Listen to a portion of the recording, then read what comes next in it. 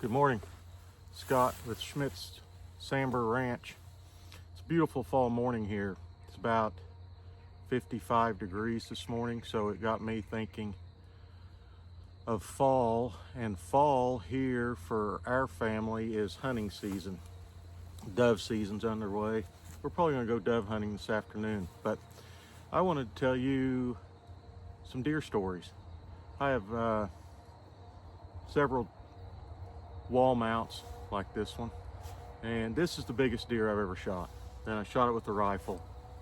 And we had, my hunting buddy and me from high school, Mark, we had a lease by Chester, and this is where this deer came from. The morning I shot this deer, I went hunting. I went out there by myself. Mark slept in, and it was cold. It wasn't a very nice morning. It was cold, windy, kind of overcast, misty. And when I was pulling up to the lease road to go into our hunting lease, this deer, first a doe crossed the road in front of me, then he was right behind that doe, and they went across the road in front of me over into an open wheat field. And that's where they spent the next, it was probably 30 minutes that I watched them out there. It was still dark before daylight. And so the field across from our lease is an open wheat field, and then you have the dirt road, and then on our lease, our fence line, and then there's a row of timber, and then onto our lease behind that timber is another open field. And when this deer and the doe crossed the road in front of me, I backed into our lease, and I looked out in that field with my headlights, my pickup, and this deer and two other bucks were out there with that doe, running her back and forth. And what happened next surprised me. I learned quite a bit from this deer, but he ran her around out in the field for, like I say, probably 30 minutes I watched him. And it was getting to be daylight. It was starting, probably 15 minutes before shooting light, this deer left that hot doe out in the field with two subordinate bucks, and he left. And he got out of my headlights. I didn't know where he'd went, but he just left her. And it had always been my experience that they're not gonna leave a hot doe, but he did, and left her with these two subordinate bucks. I didn't know where he went, so I turned around and drove onto our lease, parked my pickup, and the dirt road and then the line of timber I was telling you about, behind there's an open field, and on that open field on the northeast corner of it, there's a big hill that I sat on, and I could see the open field and that line of timber. So I went and sat there, and I wasn't very patient. I sat there for probably, 45 minutes to an hour after shooting light.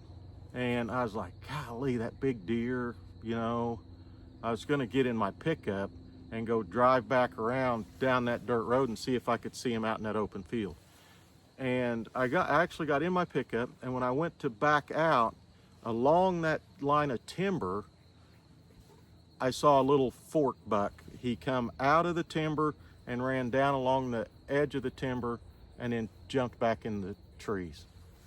And I thought, that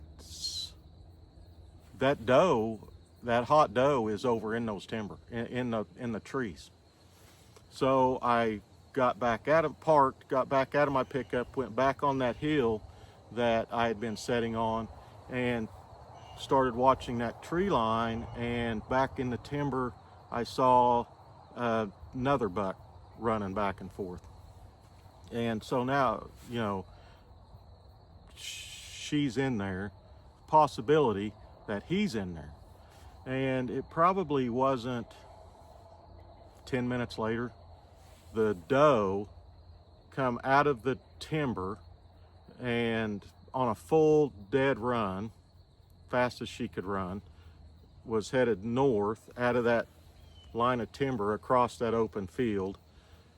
And I mean, they were probably 150 yards out or something like that. And he was right behind her. And behind him were, I don't remember, 2 or 3 other smaller bucks. But I lined up on him, and I can remember it was kind of wet out, and they were, as he was running, he was flipping up dirt. But I lined up on him and shot him full out running, and I hit him. And I hit him good, right back in here where you want to. And he hunched up. The other deer ran on, and he hunched up and stood there, stopped, and stood there. And I shot at him again, and I'm not so sure if you can see right there, there's a nick on his right main beam. I think that's where my second bullet hit. But he fell over after the second shot, which when I inspected him, I missed on the second shot, except unless you count that. So he died, and just I learned, you know, these bucks are smart, especially the big ones, and he knew that when it was about to get shooting light, that he needed to get himself back in the trees. And that's what he did. He left that doe completely out there with 2 subordinate bucks, and he got himself back in the trees. Now, when they were in that little grove of trees, probably 10 acres, and they were running her around in there, and she decided she was going to go across this field north. There was, once they got back over in there was all kinds of trees, you know. If they would have made it across that field into those bigger trees, he would have been safe for all day, I suppose. But and a running shot isn't, you know, ideal, but big bucks don't do what you expect them to do all the time, and he certainly didn't. It was a really good hunt. He was big bodied deer. I field dressed him. I could barely get him in the pickup by myself. But fun story, and good deer. I mean, I've never had him scored. I don't know what he would score. But fun hunt, good deer. I have a couple other mounts I'll tell you about, but that's the story of this one. Thanks. Have a blessed day, everybody.